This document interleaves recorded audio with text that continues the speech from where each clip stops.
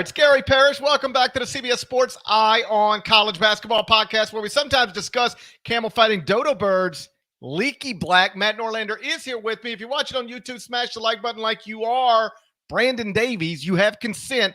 And don't forget to also subscribe to the CBS Sports College Basketball YouTube channel while you're here. All right, let's get into it. The 2023-24 college basketball season gets underway in less than 24 hours. On Monday, we're going to have games. That's the good news. The bad news, the schedule absolutely stinks. And if I live to be as old as Sister Jean, and boy, wouldn't that be something? I'll never understand. Hold on. This way. Hold on. What are the odds on you making it to 100? What is she up to, 102? Oh, buddy. Like, we got a better chance of watching Purdue get upset in their opener than me making it to 102. Well, don't invoke anything Purdue related with an upset. But that might be at plus 300,000 there. Yeah, there ain't. Listen. I have a lot.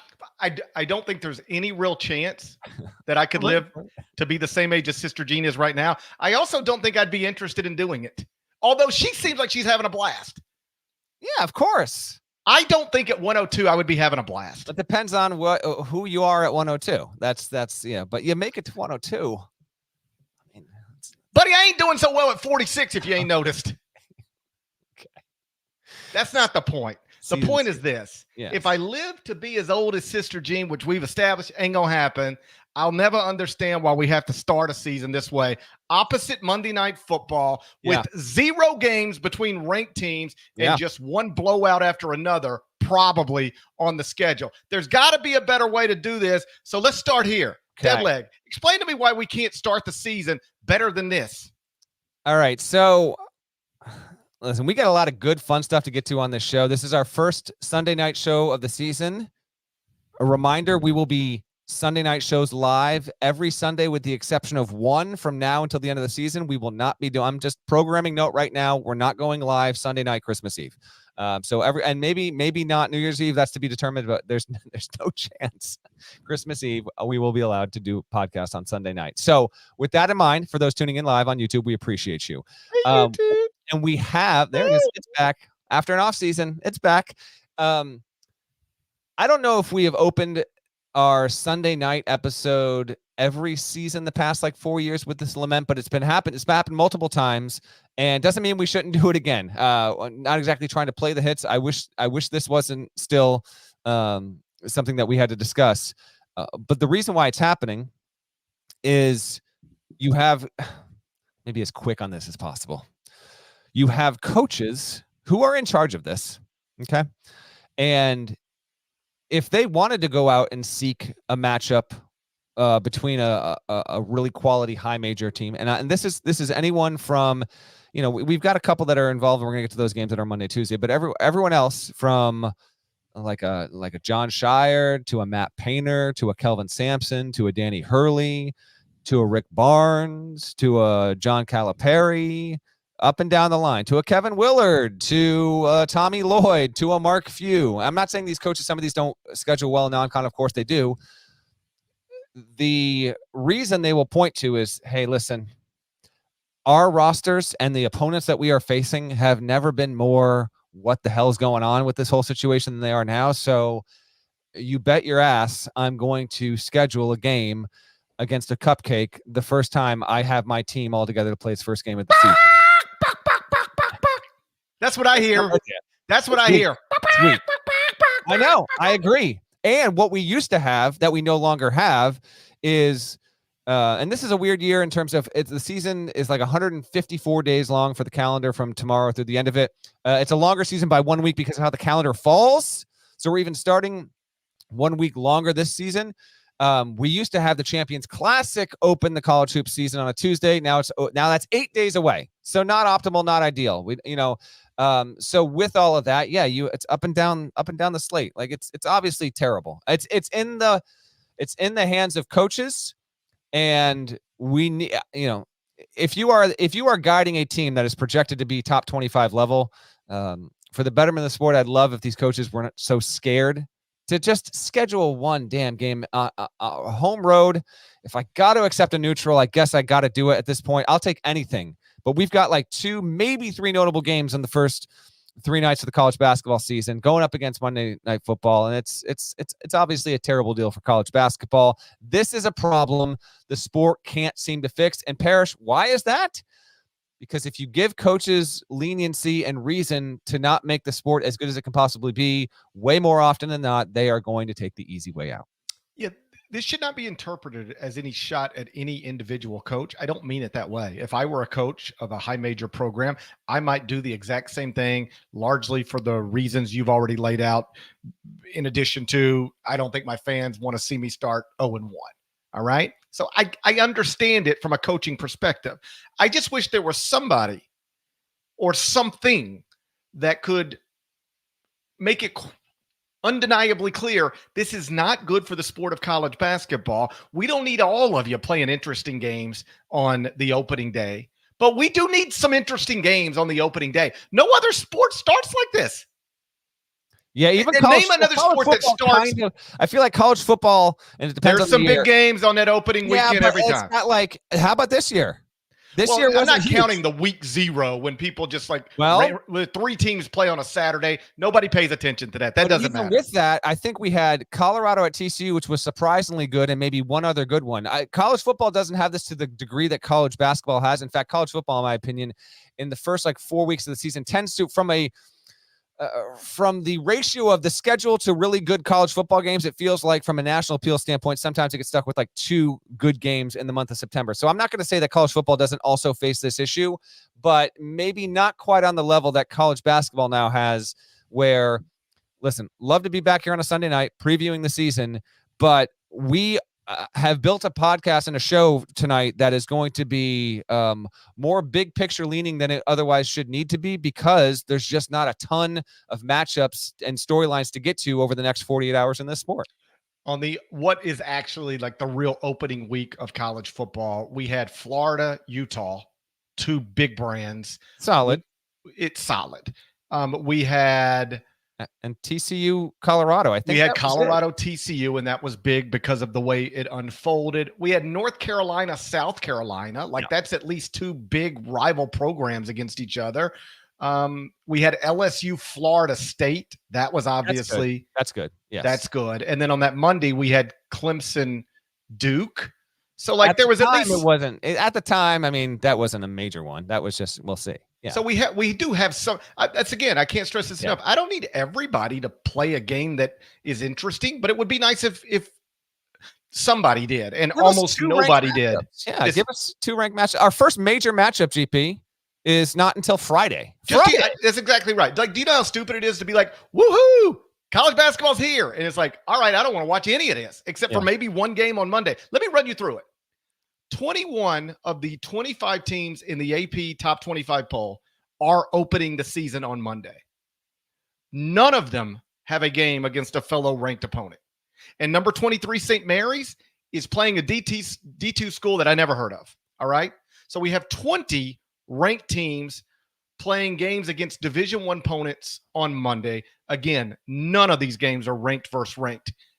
What do you think the average point spread is? Ooh. You ready for this? You did the math? Of course I did. Trivia time. Okay, so this could be the first trivia time of the season that winds up being incorrect after the fact. Let's keep that in mind. This was based on when I pulled point spreads earlier today.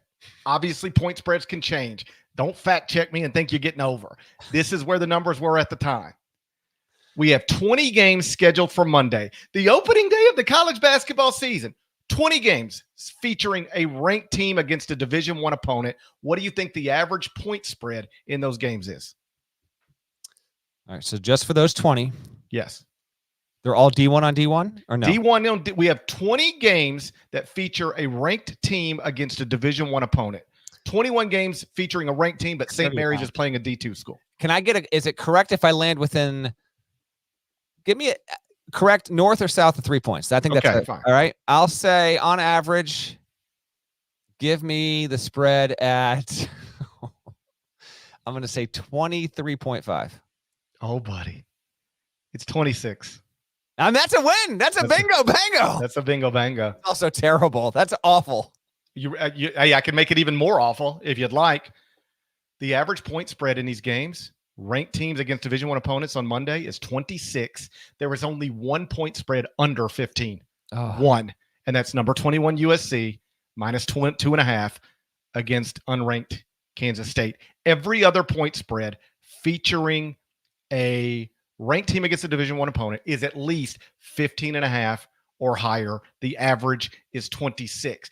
I hear people all the time, coaches, analysts, anybody who talks about this stuff, talk about all the problems with college basketball. And they say things like, it's the transfer portal. It's name, image, and likeness. It's how the gap between the haves and have-nots is growing. Do you know what the biggest problem with college basketball is?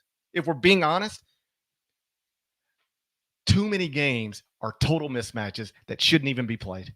If you want to know why, people don't really pay attention to college basketball till January. Yes, some of that has to do with football. Some of it has to do with, you ready for this? The majority of good teams spend November and December playing most of their games as total mismatches. Now, I don't mean some. I mean most of the games featuring good teams in November, December, most as in more than half, are total mismatches. Two teams that shouldn't even be on a court against each other.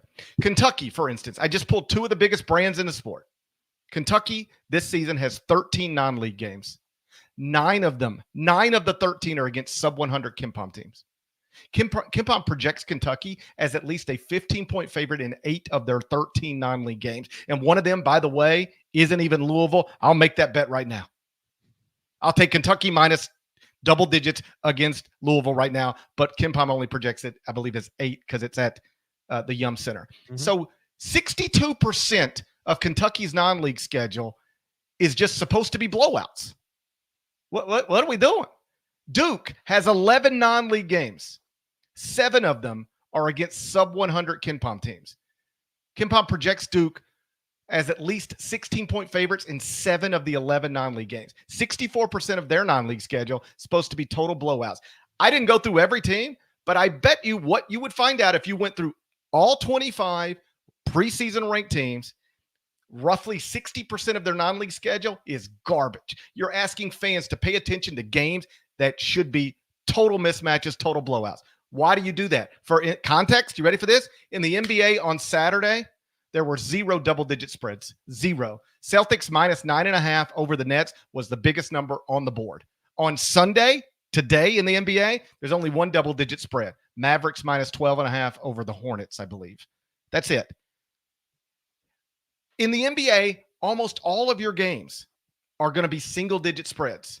In college basketball, in the non-league portion of your schedule, if you're good, most of your games are supposed to be blowouts. That's the problem with the sport.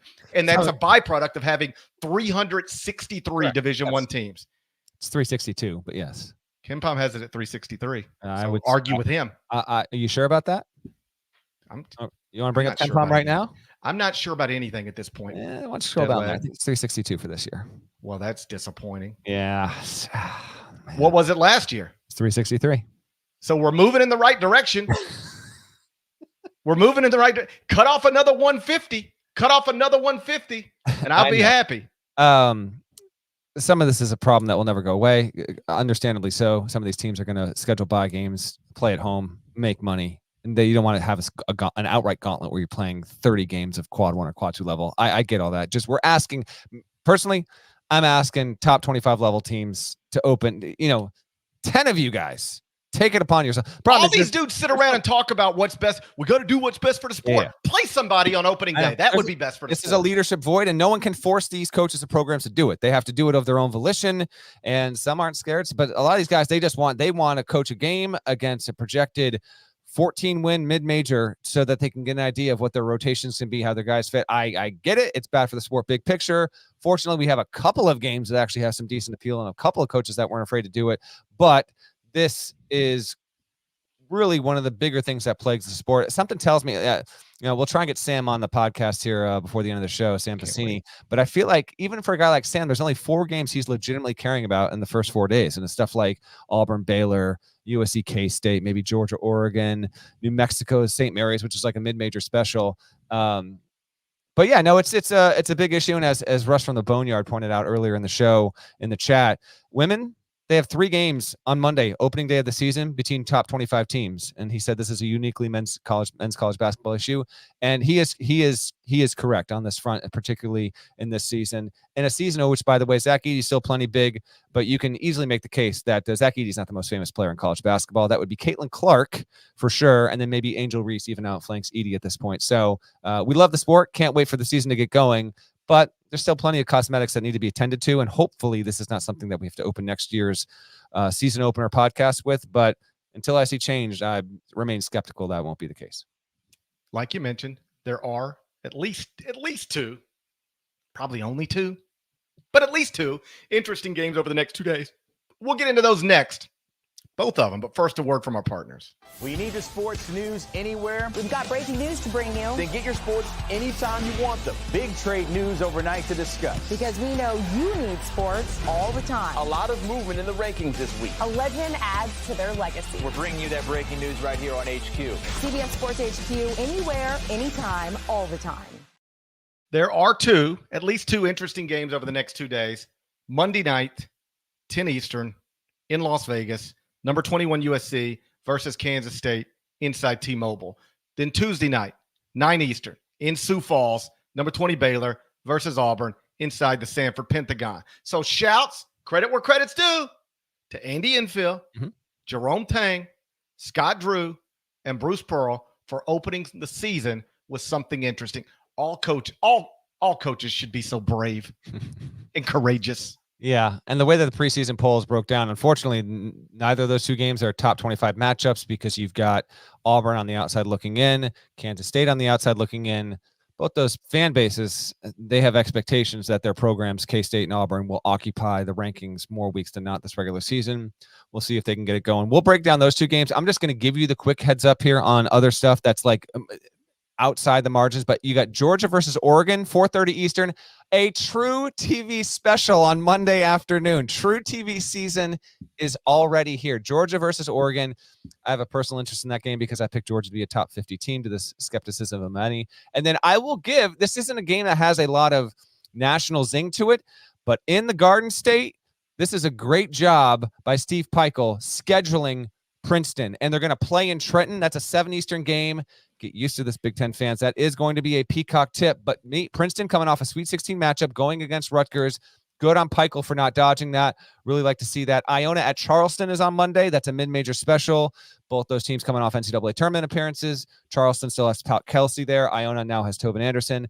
And then if you want one more mid-major special, I'm not gonna shrug these off. They don't have mass appeal, but I will be interested. Akron at South Dakota State could be representatives of their leagues in the 2024 NCAA tournament. Both really good mid-major programs. Now let's get to the 2 biggies that you talked about there. We'll go with Monday first, and you've got USC versus Kansas State. On the USC side, there is no Bronny James. We don't know when he will return. His father has said he will return at some point, but there really is no expectation or timeline on when that could be. It could be in 3 weeks from now. It might not be until January or February, but LeBron did go on the record saying he's making his way back and has every single intention of playing this year. Obviously, he's going to need to get cleared by independent doctors in addition to everyone at USC. Isaiah Collier, we've talked about him plenty in the preseason. He is the number 1 recruit coming in for USC. I can't wait to see what he does in this game because I think from a physicality standpoint, he's got a tremendous advantage. If he shows up as the player that I think he will be this season, he teams up with Boogie Ellis. That's a dynamic 1-2. K-State coming off a wonderful first year under Jerome Tang. Unfortunately, unless something changes between now and tip time, not at full strength. And that's because Naquan Tomlin, who I expect to be a top 3 player on this roster, he is suspended indefinitely. Our fella got into a bar fight recently, and because of that behavior, and understandably so, Jerome Tang said, I'm not here for any of this. We're going to sit you down. So my expectation is he will not be on the floor, which puts K-State at a further disadvantage. USC is the team that's ranked in this matchup, not K-State. One more note on the Wildcats. Last year, of course, Marquise Noel, who took over the Garden, became one of the best stories of the NCAA tournament, but was a good player well before that, obviously. He's gone, and now another diminutive lead guard enters, Tyler Perry from North Texas. We'll see what kind of damage he can do. There's a lot of expectation. He's a good 3-point shooter. I talked to Jerome a few weeks ago, and he said we pretty much expect to have 2 point guards on the floor at all times. Our offense is going to need that. They've got Arthur Kaluma there, obviously not a point guard. The transfer in from Creighton will need to play pretty big. Cam Carter is a shooting guard who returns. Keep an eye out for him as well. It's an interesting matchup. Kansas State can obviously have a good chance to win, but if USC is going to be a noisy team this year for winning, then you show up in this game in Vegas and you get it done. You call your balls out. Maybe Boogie Ellis goes for 23, 24, 25 points, and you make a statement that we believe that we can be a national title contender. While this doesn't have super wide stream national mass appeal, I'm very, very into this game, and I want to see what both of these teams look like, because I actually think, despite having good reputations, GP, I think there's a decent amount of what exactly is this going to look like with both of these teams, and we get our first look on Monday. Yeah, I can't wait for this one. Like, I hate Monday's schedule. I love this game. It's our first look at Isaiah Collier, 5-star freshman, and then Tyler Perry. He's the reigning CUSA Player of the Year. Like, Florida Atlantic dominated that league, but the Player of the Year in the league was the guy who's going to be playing for Kansas State tomorrow. And Jerome Tang, he went out and did it again. This is another reason fans don't want to hear excuses from coaches. Like, Jerome Tang inherited a bad situation, went out and added transfers through the portal and took a team all the way to the Elite Eight. Mm-hmm. Is that right? Do I remember that correctly? Correct. Yes. I thought so. Yes. FAU beat K-State in the Elite Eight after K-State beat Michigan State in the best game of the 2023 NCAA tournament. That's the way I remember it. And then, he loses his best players again, because that's what happens sometimes in this era. Hey, I'm going to go out and get Tyler Perry. I'm going to go out and get Arthur Kaluma. He's getting it done. His head coaching career took too long to get here, but now that it's here, he's knocking it.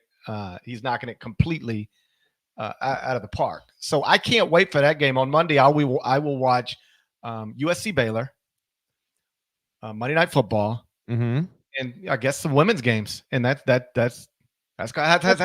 my Monday. When you factor in the women's game, there's actually some women's games here. This is a Hall of Fame event, so there's a quadruple header that's happening in Vegas. When you bring in the women's game as well, yes, there's certainly still enough there. I'll also note, this is via K-State Sports Information, it's the fourth time in school history K-State will open against a ranked opponent. The last time this happened was 99. K-State went and lost at Arizona. So it's not common that K-State opens against a ranked opponent. Also not common that K-State opens a game away from home. It's been a couple of decades since the Wildcats opted to do this. Again, credit to Jerome Tang for doing that. The Wildcats are 4-1 all time against Southern Cal. The last time these two teams met was the 2008 NCAA tournament, and we'll see what they can do. Also for USC, keep an eye on Kobe Johnson. I think he's a guy that's going to be a pretty important player for his role this season. Trojans also have DJ Rodman, son of Dennis Rodman, in the mix there. So that's a very, very intriguing game. As for Tuesday, hold on. I got an important question for you. Oh, okay. Do you know any other Tylers named spelled Tylor? I do not, but that is how you spell Tyler Perry of K-State. You think it's always been that way? I want to check his birth certificate. I wonder if this is one of those deals where you go, I'm Tyler Perry, and then Tyler Perry becomes a thing, and you're like, I can't be just like that Tyler Perry. I'm going to have to change this E to a O.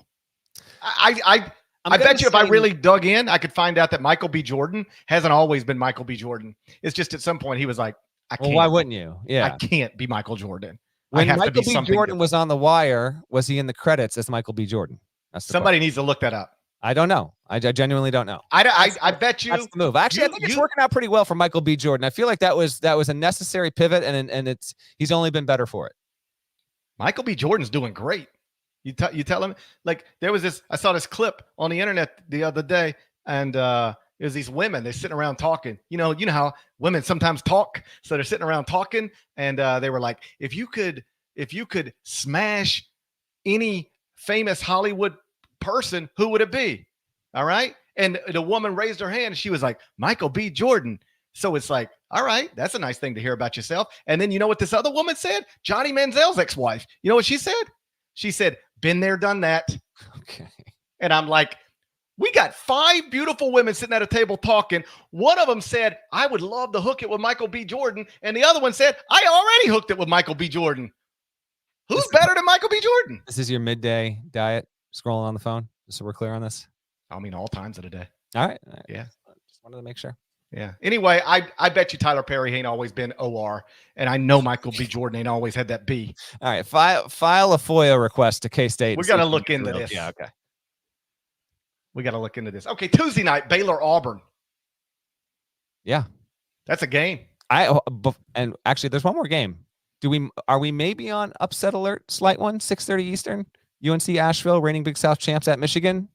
Just saying. I don't know if Juwan Howard's not going to coach in that game. Just keep an eye. That's the other thing. With not having a lot of good matchups, our next show is scheduled to be Wednesday morning. We might get an upset here. And then when there's disaster that strikes, we're obviously going to be willing, wanting, able to address those. So with more of these games, there are more opportunities for really embarrassing losses. So we'll see if any of those happen. 9 Eastern ESPN is your Tuesday night matchup between Auburn and the 20th ranked Baylor Bears, who I have ranked top 5 in the country heading into the season. That is at one of Gary Parrish's 8 favorite venues in the country, the Pentagon, there in South Dakota. Auburn. How about this for a nugget for you? You ready for this little nugget? Yes. So Auburn, you have to go back to 2014-15. I refuse to go back to 2014-15. I'm forcing No chance I'm doing that. Let's go. That was right a rough now. one for me.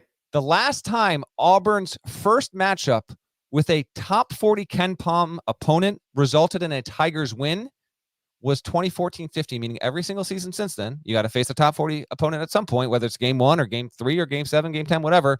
Auburn has lost. So Bruce Pearl's team, a little slow out of the gate against high-level competition as of late, and obviously there have been some pretty good Auburn teams. Ironically enough, the 14-15 team wasn't good at all. I think it was a win over Xavier, I think, that season that they did it. So we'll see what they can do. Baylor's projected to be a better team.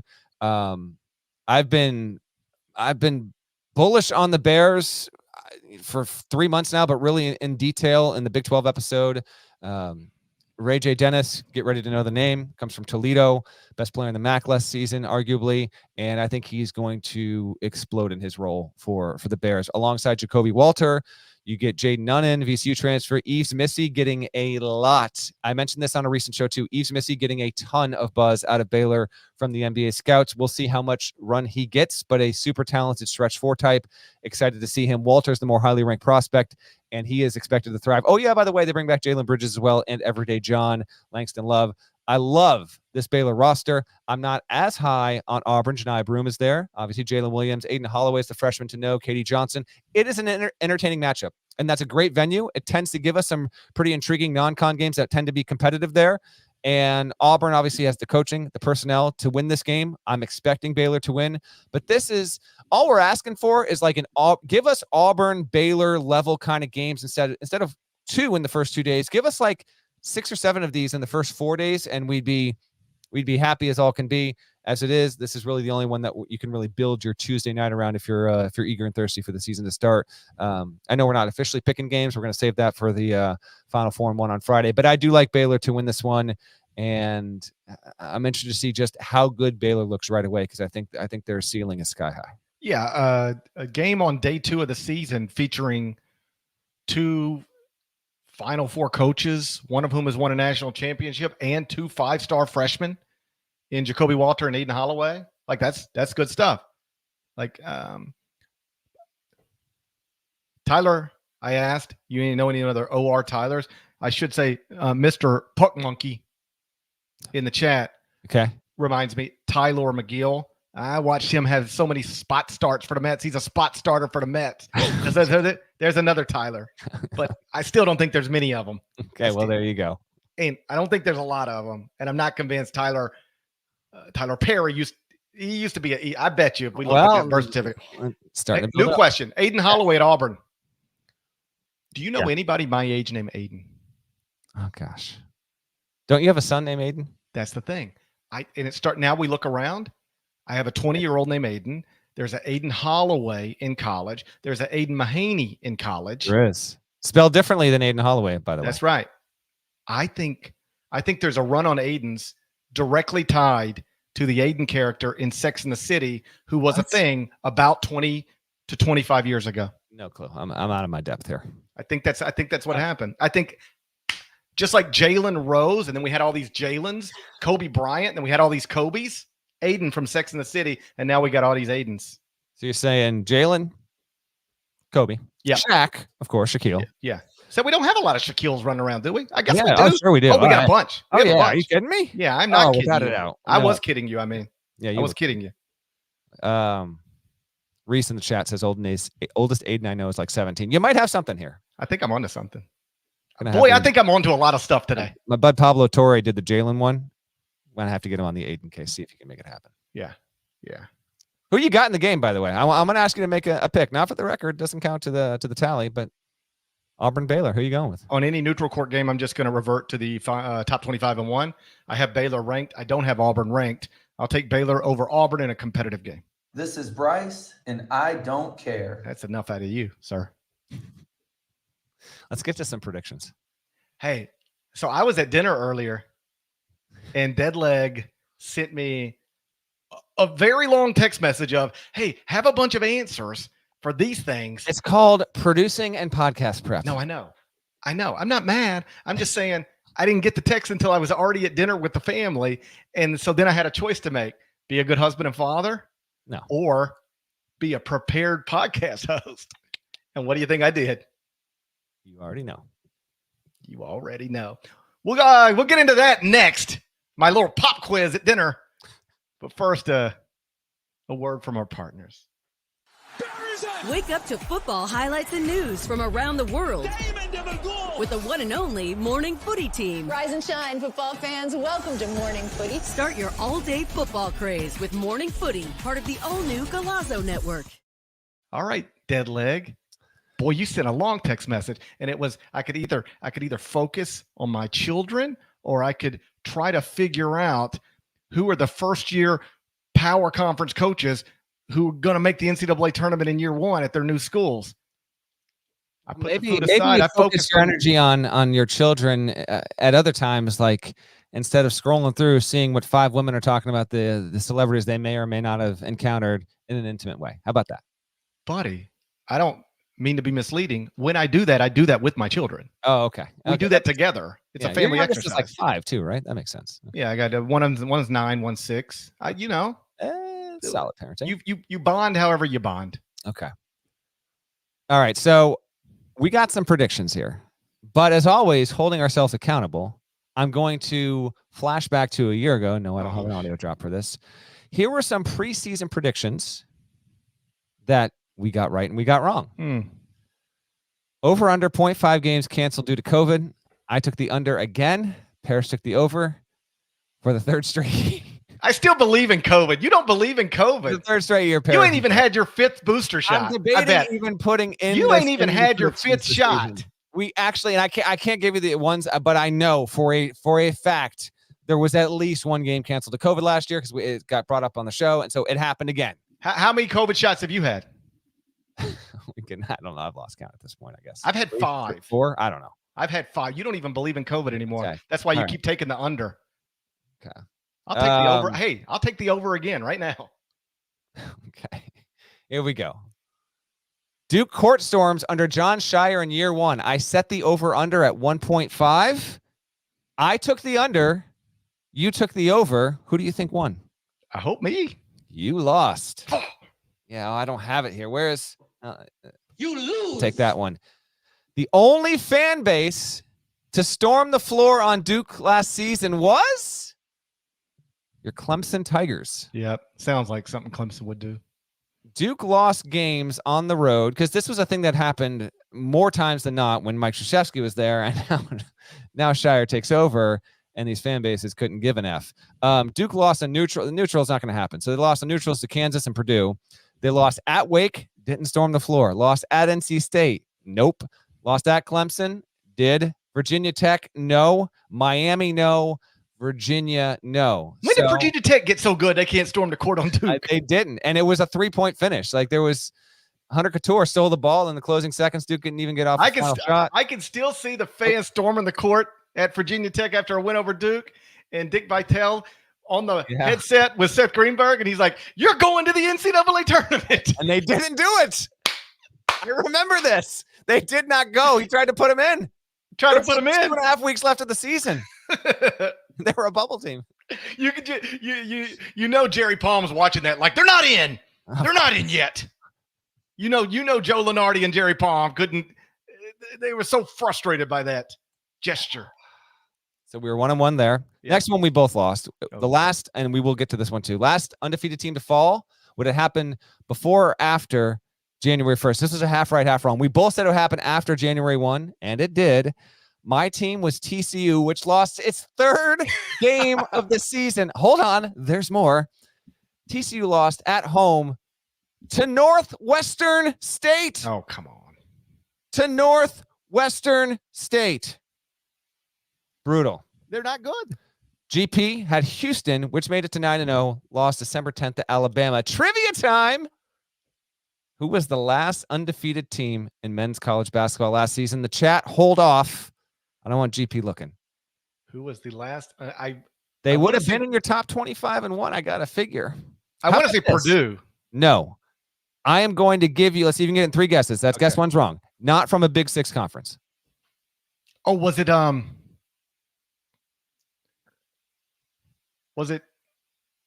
it wasn't Charleston. It was not.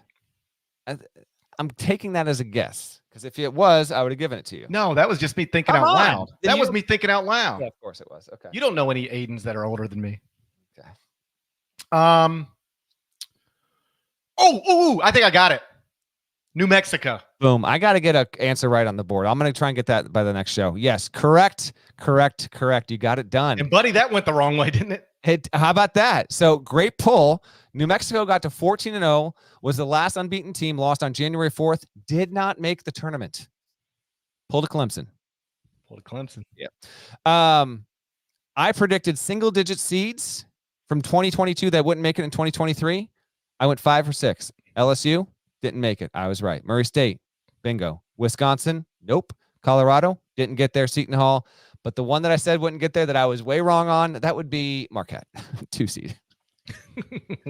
Lastly, coaches that will make the tournament in year 1 at their new school. This is from a year ago. I said Shire will get there. Willard at Maryland. Sean Miller. Yep. I said Todd Golden would do it at Florida. Kyle Neptune. No. So we're going to ask those again. So that's from a year ago. Okay. Here are some big picture predictions for this season. Let's go with those first-year coaches in Big Six leagues. I'm going to set the over-under at 1.5 coaches. There were a dozen, I believe, that were hired this past season. Who's going to make the tournament in their first year at a Big Six school? I'm taking the over. I knew you would. I'm going to fly right over that. What do you got? You got to name the coaches. That's no problem. Okay. Rick Pitino. Yes. At St. John's. Kim English at Providence. Figured you might go there. Grant McCaslin at Texas Tech. Look at you. Maybe Chris Beard at Ole Miss. No, maybe. It's a yes or a no. Okay, I'm going to say no to Chris Beard, Okay. but he's capable of proving me wrong. I want that on the record. I know it. I don't need no Ole Miss fan talking about, you didn't think Chris Beard could get him to that. I think he can, but I got to draw a line somewhere. And I'll note GP lives within driving distance of Oxford. Could be factoring into his decision-making. I won't be surprised if they get there, but I'll say no for now. Question. I need some clarity. This is a great one. I'm going to say he does not qualify because I Rodney Terry a first-year coach. I don't think so. Now he is technically under full-time this season, but he literally was the head coach and took Texas to the tournament last year.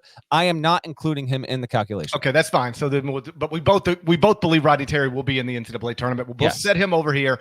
I'll go Rick Pitino, Kim English, Grant McCaslin. I'll go 3 with a possibility of 4. I'm going 1. I'm saying Rick Pitino is the only one that doesn't. Oh my God! When did you stop believing in Kim English and Grant McCaslin? They're gonna we covered this. Hate to hear this. We covered this. If this is all new, if you're the type of fan, we'll take any listener anyway, anyhow. But if you are just getting back in because the season's starting, GP has addressed all of that, and so have I on previous episodes. I hate all the coaches, et cetera, et cetera, et cetera. Like I don't even know how you're not blocked by half the industry. Listen, you gotta do what you think is right and make the predictions that are closest to what your mind and your heart are saying. With that being said, let's get a little negative here. Single-digit seeds from the 2023 NCAA tournament that will not dance in 2024. I'm going to give you mine first. Before I give you mine, how many do you have before you identify yours? I was scrolling through dinner. Yeah. I might have missed some, but I've got 2 for sure. Oh my gosh. Can you actually grow a spine and not be afraid to make some predictions for teams to go badly? I have 7. You have 2? And I'll tell you who I agree with. Okay. In no particular order, my 7 are West Virginia. I had them. Iowa. Ooh, you don't believe in Fran McCaffrey. Auburn. Or Brian Ferentz. That's right, Auburn. Xavier. Auburn? That's right. You don't have Auburn? I They have don't. Janai Broom and Listen, and they have an there are- Aiden. Here's the deal. There are They have Aiden surprises and a every Broom. single year. I know it's hard to forecast. In fact, we're going to get to this on another prediction in just a second, but I have West Virginia, Iowa, Auburn, Xavier, Indiana, Arkansas, and Northwestern as single-digit seeds from the 2023 NCAA tournament that will not make the NCAAs in 2024. I'm bound to be wrong. Whatever. We're just making silly predictions. I can't wait to watch the games. Indiana. That was my closest shaves were Indiana and Arkansas. Yeah. Indiana. I know Indiana hasn't finished top 25 at KenPom since 2016. I'm aware. But that's still, in most people's opinion, the second best program in the state. I know. I said it on a previous show. I got them either going to Dayton or one seed in the NIT. I'm leaning NIT, but I got one of my oldest buddies is an Indiana fan. He texted me yesterday. He goes, after seeing this is unprompted, loves Indiana hoops, does not listen to the show. After seeing their 2023 exhibition scores, I regret to inform you that the experts are wrong. Indiana will be the number 1 ranked team by late November. Timestamp this. So there you go. You must have listened. Did Indiana underachieve last season relative to preseason expectations? Yes. Have they underachieved relative to preseason expectations every year under Mike Woodson? Yes. But that don't mean they'll do it again. All right, so you got him in, which is a wonderful plot twist for this show. Everybody tells me Indiana's a blue blood program, right? I assume blue blood programs are going to go to the NCAA tournament. I also assume blue blood programs are going to finish top 25 at KenPom more often than not, as opposed to 0 times since 2016. So I ain't saying I ain't never been wrong before. All right. Yes, I might be wrong again. But if my biggest sin is believing in a blue blood program, then you know what? I'll stand on that. Okay. So what are your teams? Name them. I know West Virginia and Northwestern. That's it. You're such a coward. I mean, honestly, there are going to be more than 2 teams that were single-digit seeds that don't make the tournament in 2024. Let's go. Come on. I was trying to have dinner with my family. Maybe I couldn't pay as close attention. West Virginia and Northwestern. That's Sure. it. You've always hated Chris Collins. All right, next. 2 preseason top 25 teams. This is the AP top 25 that you think are most likely not to make the NCAAs. Quick little history lesson here. Here are the past 4 years of preseason AP top 25 teams that did not make the NCAA tournament. Last year, number 1 Carolina, number 16 Nova, number 21 Oregon, number 22 Michigan, number 24 Dayton, number 25 Texas Tech. We had 6 of them last year. Year before that, number 13 Oregon, number 20 Florida State, number 21 Maryland, number 23 St. Bonnie's, and number 25 Virginia. We had 5 that year before that. 2020, weird COVID year, but nevertheless, we held a tournament.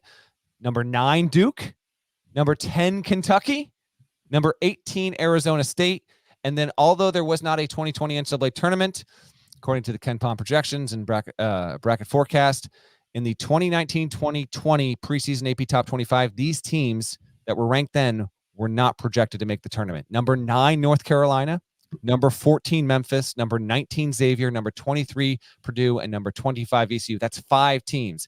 I'm merely going to ask you for 2. Recent history suggests we will get at least 3. More distinctly, we have the chance for 4. Even beyond that, GP, every single one of the past 4 years, it has been a team ranked 13th or better.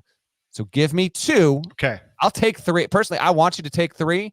And then if your 2 are not within the top 13, you have to give me your most likely team in the top 13 because it's happened 4 years in a row. Okay. That's a lot. You're asking an awful lot. That's your damn right. Season's here. Let's go. On the opening night of the season. All right. I don't know if you know, but I don't know if you picked up on this. Let's go. But I am the AP poll. You are not. I spend the entire off season doing the top 25 and 1.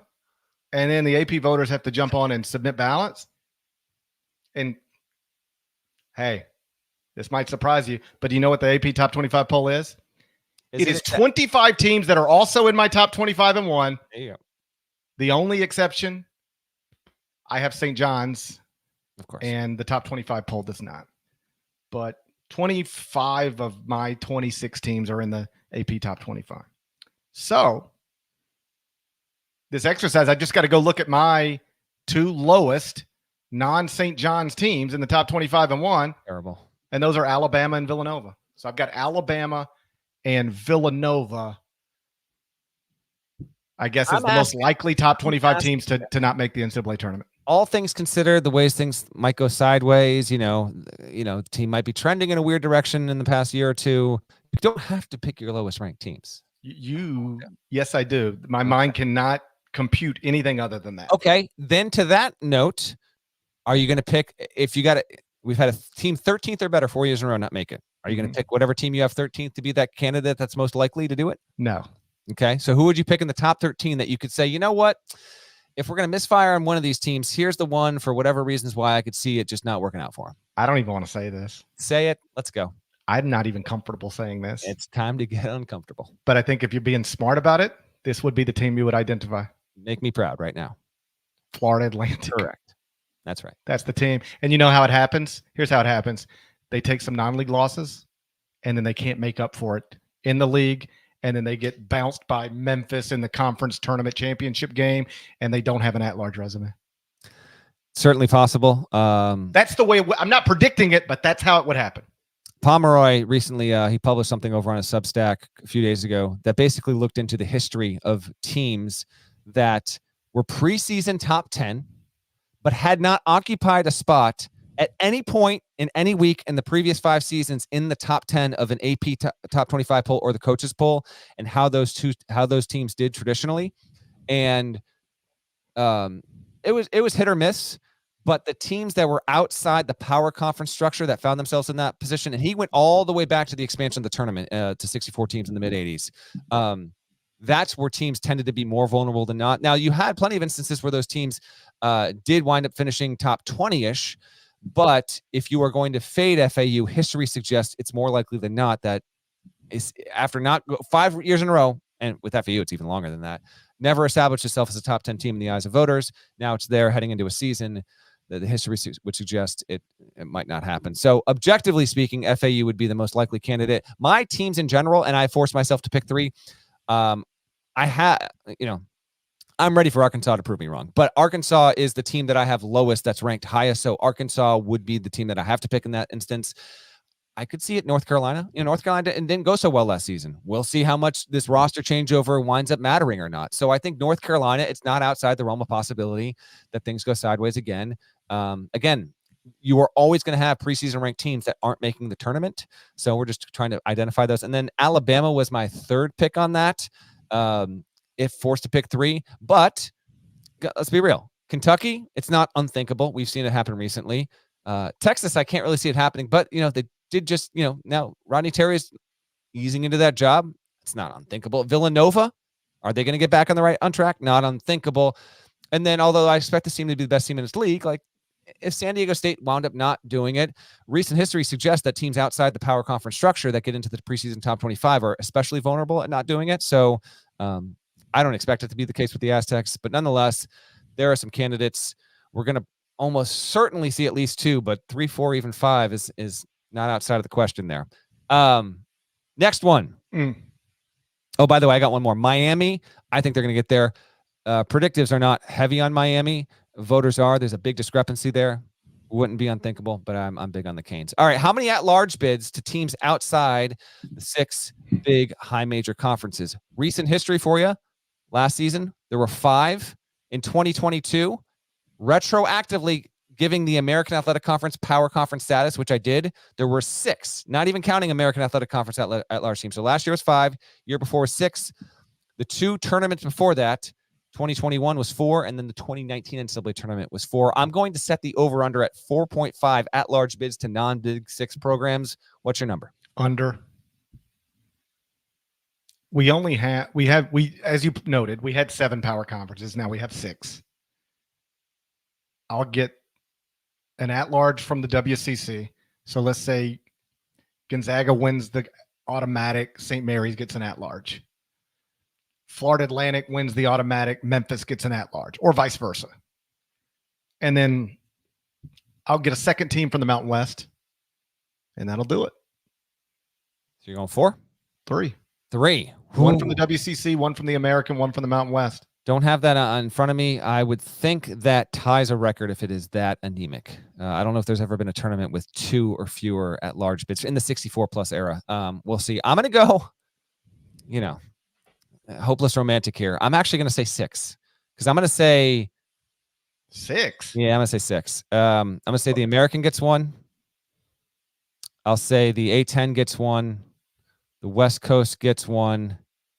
Mark me down for another random league. Maybe the Missouri Valley gets 1. Remember when we did 2-bid Southern? 2-bid SoCon, baby. Made it happen. And then give me 3 out of the Mountain West. That gets me to 6. It's an aggressive one. We did have 6 just 2 years ago. So lots changed in the past 2 years. You're not wrong about that. I don't know if you've been on the paying bright attention, side of it. but a lot has changed in the past 2 years. I know you've got 3. I've got 6. All right, last undefeated team. Oh, buddy, I went and looked at the schedules of every team ranked in the preseason AP Top 25. This feels harder to forecast than ever before. Nope, I've got it. Okay, give me because I got 2 candidates, and trust me, they are quasi off the board. But give me your team and what date it's going to lose. Last unbeaten in the entire country. I did not remember who I said for this last season. It was Houston, and you made it to 9-0. Again, I picked TCU. They did not get to game 4. I'm going to Houston again. They were in my top 4 candidates. Yeah. They have at Xavier on December 1st. That could obviously get tricky. They've got Texas A&M on December 16th. That could be tricky. Yes. I like A&M to win the game. That's why I didn't pick Houston. But I've got them starting the season 1, 2, 3, 4, 5, 6, 7, 8, 9, 10, 11. They're in the Charleston Classic, so you got to figure those in, right? Mm-hmm. I think they're the best team there. So I got them winning that. So we're basically looking at 1, 2, 3, 4-0 in the Charleston Classic, then 5-0, then 6-0. Then back to your schedule: 7-0, 8-0, 9-0, 10-0, 11-0, 12-0, 13-0, 14-0, 15. I've got them 15-0 headed to TCU on January 13th, and that's where they take their first loss. Wow. Okay. So you're going after January 1 again, which is a safe bet. More years than not, that does wind up happening there. Okay. My number 2 nominee for this, and I think this would actually be kind of a fun little story if it winds up happening, because I love the team's talent, and I think it's got a chance. And if I look at its schedule, I think it's manageable. This isn't my pick. This is my second pick. It's Colorado. Colorado, its only road game in non-con is at Colorado State, which will be tough. CSU could be a borderline tournament team. It plays in something called the Sunshine Slam, and it gets Richmond, and then it will either play UNLV or Florida State, neither of those teams being projected to make the NCAA tournament. And Colorado brings in its best recruit ever. It's Jalen Williams, who plays for OKC, former Santa Clara Star. His younger brother is coming in and is a top 5 recruit there, and he's going to be awesome, but probably won't be the best player on the team. Tristan Da Silva, I expect to be that. So Colorado, I think, actually has, and if Colorado in men's basketball, if we look up on Christmas and it's got 0 losses or 1 loss compared to the football teams now, kind of crumbling after all that hype, that would be kind of a fun little plot twist there. But that's not my pick. I picked a team that I have top 15 in the country. It does not have a super, super tough away game, although GP might want to stand up on that because there's a roadie at Memphis in there. I'm going to say Tony Bennett's Virginia Cavaliers beat Florida on a neutral this week. Can I, after not getting to game 4 with TCU last year, can I not get to game 3 with Virginia this year, by the way? They get Wisconsin on a neutral in Florida. They have A&M at home. The home game, JPJ Arena. I like them there. And then their roadies are at Notre Dame on December 30th and at Memphis on the 19th. I think they get picked off January 6th at NC State, and that's their first loss. So that would get them to, I think, 12-0 maybe, or so, 13-0 when you factor in the MTE.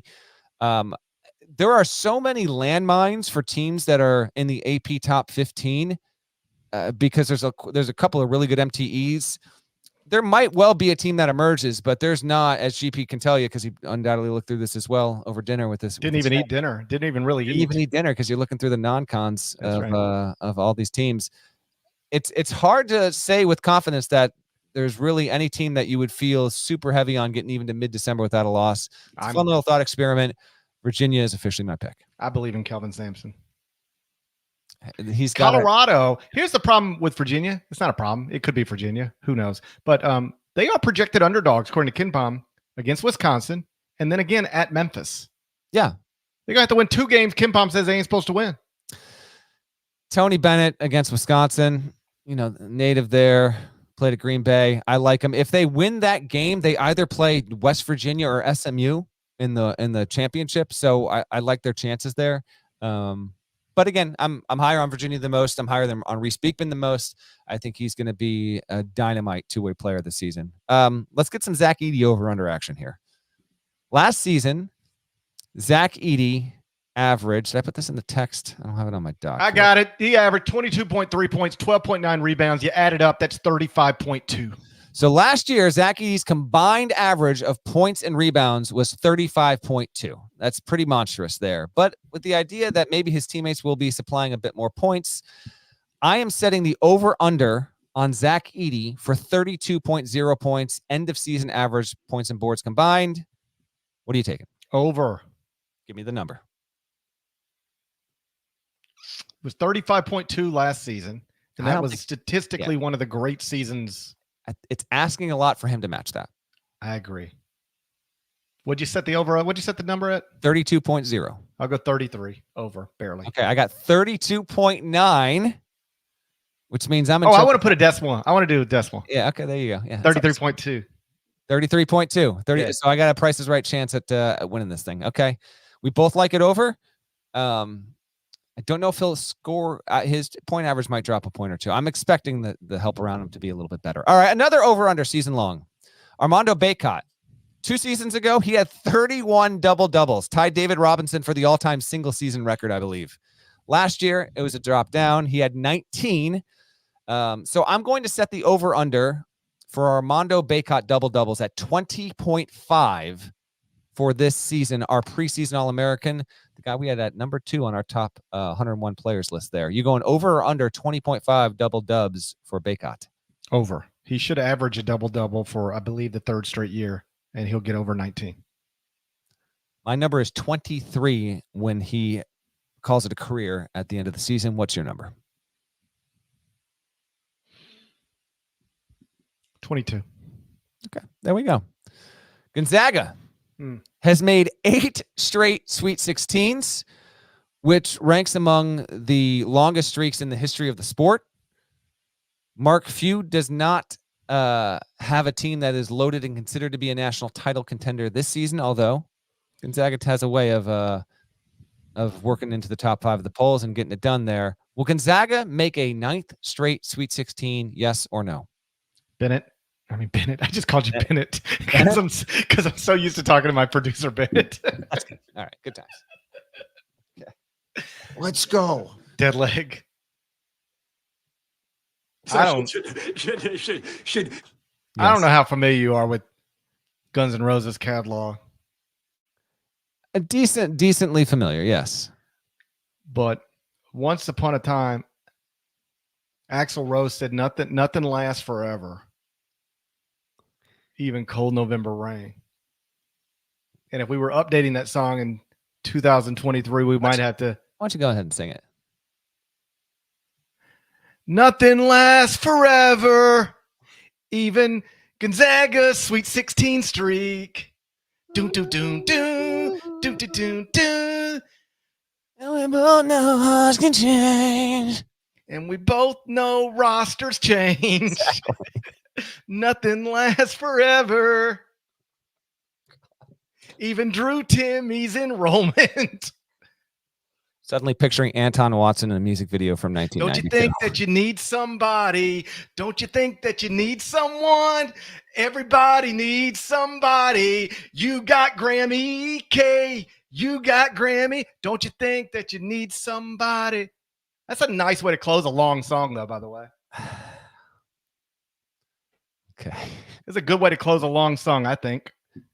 Need some time on your own. Oh, don't you think you need some time on your own? And Mark Few's like, no, I don't need time on my own. I need time with Drew Timmy again. Mark Few running out of the church. Get me Drew Timmy back. Running after Drew Timmy. Yes. That's a hell of an image. Man. Drew Timmy not in college basketball this season. I quadruple fact checked that before the pod. It's a damn shame. He had one more year of eligibility too. You say no. Well, he got cut like, a couple weeks ago. Yeah. Well, I'm sure he's doing all right though. I'm serious, just fine. We agree. Yeah. I'm gonna say it ends this year. Again, 8 in a row is outrageous. 8 Sweet 16s, it's just 2 games, but compounded over roster change, all this stuff to win 8 times in a row to get to Sweet 16. No one else is. The next closest streak, I think, is like 3 years. So, but I'm gonna say it ends this year. I'm gonna say no. GP agrees. I don't want to agree. I don't take any pride in that. But I didn't grow up listening to Axl Rose just to forget everything he taught me. Nothing lasts forever. Dead leg. The 4 previous title-winning UConn teams failed to make the Sweet 16. Will this team meet the same fate? No. UConn's going to the Sweet 16. Does it end there? I mean, who knows? Okay. I'm going to say this team breaks the streak. I'll say UConn dodges a scare in the first weekend and they make the Sweet 16. They get knocked out in the regional semis. That's my pick. Yeah, I believe in the Huskies. I'm not saying they can't win the national championship because obviously they can. I don't think they'll go back to back, but I do think they'll go back to back Sweet 16s. How about this? I think they'll be a top 4 seed in the NCAA tournament, and that should turn them into a Sweet 16 team. Knocked out by which 1 seed? FAU. You got them out number 4 overall. You got FAU knocking off UConn in the Sweet 16? The title game we should have had. Yeah, exactly. Well, you know what? That would be a nice little plot twist there. Couple more here. Yay or nay? A high major coach is fired before January 22nd. I picked January 22nd because in a season that is 154 days long, that is the midway date. How about that? Yes. Unfortunately, I will agree and say yes. Who will it be? Yes. Let's get real. Let's get into it. Well, here are the 5 names Parrish put on the hot seat heading into the season per his article that he refused to tweet out recently. Mm-hmm. I see you. Brad Brownell at Clemson, Johnny Dawkins at UCF, Mike Hopkins at Washington, Jared Haas at Stanford, and of course, Kenny Payne. Here's the problem with all those guys. I don't think there's any appetite to do that at Clemson with Brad. First, Brad Brownell has been thriving on the hot seat for this dude seasons. Is the best. Okay, you don't understand. He's been on the hot seat list 3 straight years. No, seriously, 7. He lives on the hot seat. What's it like to live on the hot seat? We should actually talk to him about that. I did, and I wrote about it last season. Thanks, bud. He went on the record with me. It was but I mean, we should talk to him about it and then write something that can be read in 6 minutes or less. And well, you know what? Top of the court report. I got you out in 6.5, I think. I'm pretty confident on that. But yeah, in all seriousness, I did talk to him about that because heading into last season and mid-season, it's phenomenal what he is capable of doing. Okay, so here's my thing. I don't think there's any appetite to do that with Brad. Plus, they might be okay, right? To get fired by January 22nd, you've either got to be really bad or the cops had to get called, Generally speaking, one of those 2 things tends to be true. You got to be really bad or the cops got called. So I don't think there's any appetite to do it with Brad, and I don't think they'll be bad enough to get that done. Does Stanford even care enough to fire a coach midseason? Stanford firing Jared Haas before the end of the season would stun me. Yeah, they just don't care. I mean, if they cared, they'd have to be 3-14, and even then. So I don't think Stanford cares enough. I don't think it'll happen at Clemson. Would Washington do it? What's the point? Just let it play out. See, and I kind of like Washington to pick off a couple big wins in the Pac-12 this season. Okay, why would you fire Johnny Dawkins in the middle of the season, no matter how bad it goes? People expect it to be bad. The expectations are bad. Highly respected dude. Yeah, and people like him. We're talking. One it should be, if it's going to be any of them, is Kenny Payne. But I don't know that there's an appetite to do that to an alum who also doubles as the first African-American head coach in men's basketball program history. I don't think he'll get to year 3, but I don't know that he'll get got before the end of year 2. It could be someone off the board here. Again, we are going high major coach. So one of the 6 biggest conferences, fired before January 2022. I would, January 22nd. I don't want to see this happen. We have had this happen. I think for the past 5 years, we have seen one termination at this level for one reason or another. So recent history suggests that it would happen. So I lean yes, but let's play the games and see how it goes. My last one. Will Dusty May be coaching FAU 1 year from tonight, November 5th, 2024? Is Dusty May the head coach of the Owls, or is he somewhere else? Somewhere else. I agree. I think he will be somewhere else. I say that thinking that FAU will get to the tournament, and there will be a job opening that is good enough where the offer is lucrative enough that it pushes him. But I put this at like 55-45. I'm not ultra confident that everything will perfectly align. But we'll see. Dusty May never seriously considered any job opening this past season. That's because he had 5 starters from a Final Four team back. Like, we don't have to lie to each other. It's not like I can't leave Florida Atlantic. It's like I can't leave this team. And there wasn't an awesome opening. Yeah, what I think is this team is going to be good enough. Even if it doesn't meet my expectations, they're not going to be bad. All right, you're going to look up in the league and they're like sitting there at like, how many league games do they play? What, American? I'm gonna say it's a 20-game schedule, but I don't know. I want to say it's 18. Maybe it is. I hope it's 18, but yeah. It's 18.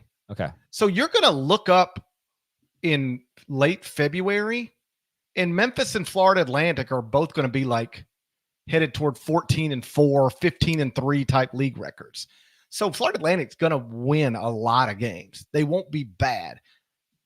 We'll see how they do in the non-league to make sure they have set themselves up to have an at-large resume if they need it. They're not going to be bad. So they're going to be 2 good years in a row. Dusty's going to be like the hottest, quote, mid-major coach in America, and some big jobs are going to open. Like Louisville's probably going to open. You just told me Indiana is going to miss the NCAA tournament. It won't open if that happens. I'd be surprised if that was the case. They fire coaches all the time at Indiana. I don't think that's going to happen, though. They all every coach at Indiana gets fired. Yeah, I don't think. Yeah, there ain't no other way out of there. Okay, they all get fired. And are you telling me Blue Blood program misses the NCAA tournament after finishing 3 games back of their in-state rival a year earlier and underachieving? That's if it's I don't know. Maybe he's safe, but like Blue Blood program should be missing the NCAA tournament. Deadleg, you got him in. I do have him in. I believe in him. I just assume all Blue Blood programs go to the NCAA tournament. We're running long, but I got to get to this because I'm fascinated by this. All right, so Parrish, as always, releases a top 25 and 1 the day after the national championship game. Yep. Here we are, the start of the season. It's not the same now as it was then. So how much has changed over the past 7 months? You know what? Sounds like you might need a little bit of a music bumper to wrap the show here. Here we go. How many teams do you have ranked now that you did not have ranked the day after the title game? I don't know. Let's say 6. Oh, buddy. Right on the money. Exactly that? 6. It was just a guess. Good job. Question 2. I'm a good guesser, though. What's the highest ranked team you have now that was not in your initial ranking on April 5th? Okay, let me call up top 25 and 1, the most recent example. They were always there. They were always there. These teams have always been there. Always been there. Always been there. Always been there. Is it North Carolina? It is not. You went down to North Carolina at 22. That's right. North Carolina is the 3rd team. You did not have 20th ranked Texas ranked the day after the title game. And you did not have the 12th ranked USC Trojans in your top 25 and 1. Oh, yeah, that's the one. There you go. Inversely, who was the highest ranked team on April 4th that you no longer have in your top 25 and 1? I don't know. I don't even have a list to look at in front of me. I know. True or false? The team was in your top 10. I'll say true, and then they must have lost a bunch of guys to the draft or something. On April 4th, 2023, Gerald Parrish had the UCLA Bruins number 9. They are nowhere to be found in his top 25-1 on the eve of this season. They lost a lot of fellas. That's a hell of a drop, though. They lost a lot of fellas. You did that to Mick Cronin. I know, but I think at the time I had Amari Bailey projected back. You did it to the greatest coach in the history of UCLA. The disrespect. Hey, I might end up having to pay for that. You will. I might. Let me see who else I had projected back, and then they just didn't come back, and that screwed everything. Oh, I think I maybe had Jalen Clark back and Amari Bailey back. He's gone. Yeah. I think they just lost too many guys. Fun little nugget. The only team in the exact same ranking on November 5th as April 4th, St. Mary's is static. 21 then, number 21 now. Every other team has moved at least one spot. Which team had the largest movement but didn't fall out or jump in, so has remained in your rankings the entire time? It's Alabama. No, Alabama was out for a minute. Oh, okay. Well, they're in now. So they were as good as 7. And now they're 26. Yeah. So 19 spots is the most of any team that was ranked in April 4 and is now back in. It's in the poll as of now. You're right. You dropped out Mississippi State. They were out. The largest inverse of that, Houston had an 11-spot jump, was 18 on the day after the title game. And now GP's got the Cougs at number 7, close behind. And FYI, you had Kansas, number 10. The day after the title game, and now you've got the Jayhawks, number 1 in the country. Teams that are not ranked that were back then: UCLA, Auburn, Iowa State, Xavier, Mississippi State, Missouri were ranked in April. They have been replaced by USC, Texas, North Carolina, Illinois, Villanova, and St. John's. So just cool to see how your rankings evolve over the course of 7 months. Obviously, a lot of transfer movement and draft declarations inform that. A lot of these teams only move 2 or 3 spots, but you do have some significant stuff. And there you have it. We'll see. When the information changes, I change with it. I adjust. Hey, you don't mind me saying? On June 1st, the top 25-1 updated. June 1st. And the top 3 were Kansas, Purdue, and Duke. I've had those 3 schools, 1, 2, and 3, since June 1st. And if you go to FanDuel right now and click on college basketball, odds to win the NCAA tournament, we have 3 co-favorites at plus 1,100. And it is Purdue, Kansas, and Duke. The same 3 schools that have been 1, 2, and 3 in the top 25-1 since June 1st. As somebody who does this the entire offseason, I can't tell you how many times you get called an idiot because you're overrating Kansas. Hunter Dickinson sucks. Oh, my God. Purdue, again? Did you not watch the Fairleigh Dickinson game? And then you're either underrating Duke or overrating Duke, depending on who you're talking to. And I just sit back and watch it all wash over me. And then I go over to FanDuel and I go, hold up. I thought people said I was an idiot. But on June 1st, I identified the 3 schools that will start the season as co-favorites to win the NCAA tournament. Sorry for being right. If you missed our season preview, which aired on CBS Sports Network last week, refresher on our Final Four picks. GP's got Kansas over Purdue in the title game. He's also got Duke and FAU making the Final Four. It's just beautiful. I've got Purdue over Arizona in the title game. I like to get a little bit looser with the picks. I've got A&M and I've got Texas in the Final Four. Although Julius Marble being on A&M factored into my pick, he is currently suspended for undisclosed reasons. For whatever reason, he is got into a fight with Naquan Tomlin. Don't know. Wouldn't that be something? Regardless, if he is not available, I wouldn't have picked. If we'll see. If you told me he wasn't on the team moving forward for whatever reason that may be, I think I'd slide Marquette in there. You know what? I'm gonna run through this real quick. Kyle Boone's Final Four. Purdue, like me, to win it. He's got him over Creighton. He's got Kentucky and UConn in the Final Four. That's strong draw, Kyle Boone. David Cobb has Kansas winning the national championship. He also has them over Arizona like me. How about that? He's got Purdue there. He's got Michigan State. Jerry Palm has Kansas over Purdue, so he has the same title game outcome as. Oh, I bet that broke his heart to do that. Every one of us has Purdue in the title game. Some of us haven't. Matt Painter. I don't like to see that. Matt I don't Painter, like it. Matt Painter, I don't like that at all. Kansas over Purdue. He's got Duke getting there. He's the only one with Marquette. Then Cameron Salerno, who joined our staff over the offseason. Welcome aboard, Cameron. Speaking of Cameron, he's got Duke. Oh, it's all coming together, isn't it? The guy named Cameron, he's got Duke in the title game. How dare he? He's got him winning over Purdue, Creighton, and then he's got USC there as well. You can see those final 4 picks and projected champions up on the site, up on the CBS Sports app. And in typical Norlander and GP style, we went an hour 15 plus on this podcast. We didn't have a single damn game result to talk about. We're out of our minds. Might be out of our minds. That's a show. It's hard to keep it under 115. I mean, November Rain's like 9 minutes by itself, you know? It's true. Tough situation.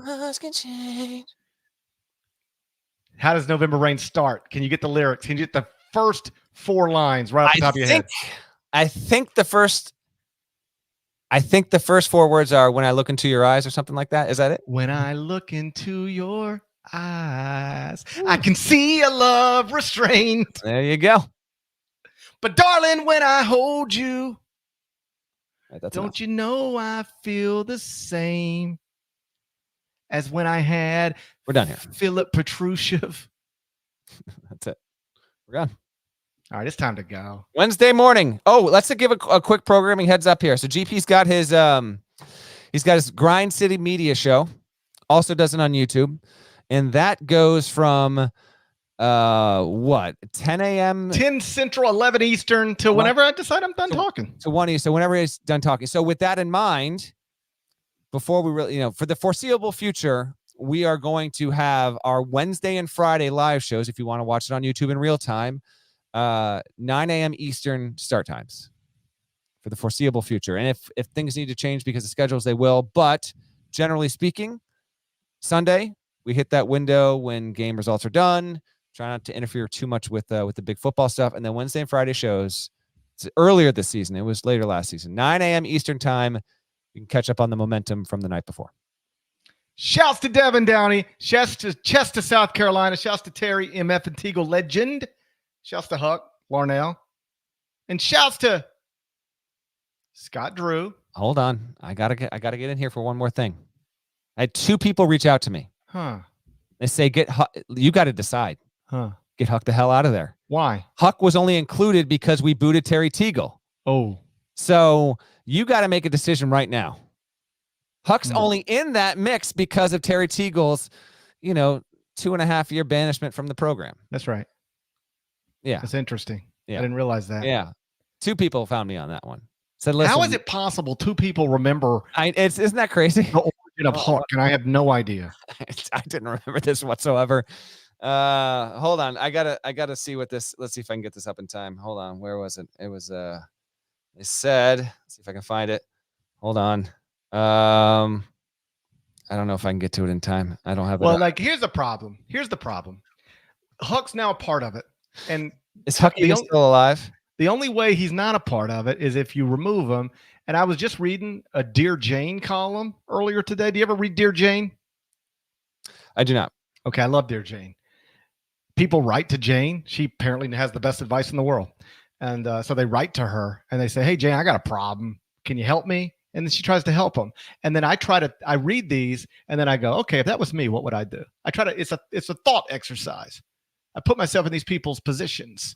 And so I was just reading a Dear Jane today. And so this woman explains, she's like, me and my husband, we're best friends. We love each other. We've got the best marriage ever. My husband decided he wanted a dog. He always wanted a dog. I never wanted a dog, but I love my husband. So I said, sure, baby, if you want a dog, let's get a dog. So he's so excited. He went out and got a dog. And this dog came home and started peeing everywhere, chewing up heels, just wrecking the house, barking all night. And after 2 weeks, this lady looked at her husband and she said, I can't live like this. This dog is ruining our house. I can't sleep at night. I know I told you could get the dog, but this ain't going well. And my whole life has been turned upside down. We got to get rid of the dog. He said, but I love this dog. I've always wanted a dog, and you told me I could get a dog. She said, I can't live like this. So they took the dog back. All right. Just gave it back. Just like they had a receipt. And it was like, can we return this dog? But now the woman says her husband barely talks to her. They haven't had sex since the dog was returned. This is what she told Jane. And she said that the husband, his phone screensaver used to be them, husband and wife. He changed it to the dog that they no longer have. So they were asking Jane, what do you do? And Jane was like, you probably should have just been patient with them and tried to let it work out instead of ripping this man's heart out. And I feel like that's what I would be doing if I removed Huck from it could ruin my marriage. That's what I'm trying to tell you. Okay. I won't. I regret even bringing it up. I do. I honestly do. I do. I regret it. I regret it all. Well, it was just, you should check out those Dear Jane columns. They're interesting. 5 stars and nice comments. I am begging you. They're interesting. If you're not subscribed, go subscribe anywhere you subscribe to podcasts, including Apple, Spotify. There's more of us than there are of them, and that needs to be reflected. If you tell your partner they can have a dog, be patient with them. You got this poor woman writing letters to Jane. Marriage is unraveling. It's tough out there. Everybody have a good opening to the college basketball season. We're going to talk to you again Wednesday morning. Till then, take care.